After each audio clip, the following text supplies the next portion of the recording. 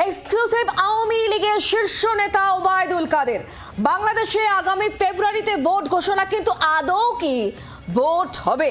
কি বলছেন আওয়ামী লীগের সাধারণ সম্পাদক ওবায়দুল কাদের? ফেব্রুয়ারিতেও ভোট হবে না।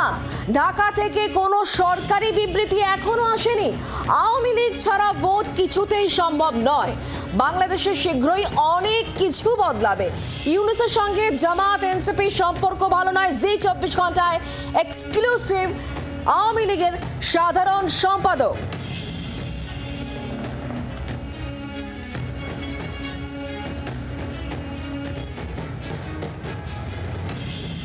আওয়ামী লীগের সাধারণ সম্পাদক ওবায়দুল কাদেরের সঙ্গে আমাদের প্রতিনিধি মৌমিতা চক্রবর্তী কথা বলেছেন। ঠিক কি বলেছেন তিনি, শোনাবো আসুন।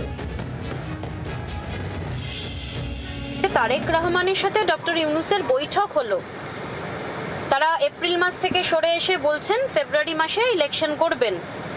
আওয়ামী লীগ বিশ্বাস করে যে এই নির্বাচন হবে? গোটা ব্যাপারটাই আসলে ধোঁয়াশার মধ্যেই রয়েছে। এপ্রিলে যে নির্বাচন দখলদার ইউনূস ঘোষণা করেছে, সেই নির্বাচন না করার বীজ অঙ্কুরিত হয়েছে বলে আমরা মনে করি। আবার ফেব্রুয়ারির যে বোঝাপড়া তারেক রহমানের সঙ্গে ইউনূসের হয়েছে, সেটাও অনুমান নির্ভর। দেশের প্রতিক্রিয়া ভিন্ন। যারা হার্ডকোর বলে পরিচিত জামাতে ইসলামী, ইসলামিস্ট গ্রুপ, এনসিপি, ছাত্রদের যে সংগঠন, এরা তো বলছেন এটা ইউনূস সাহেব পক্ষপাতিত্ব করেছেন। নির্বাচন কবে হবে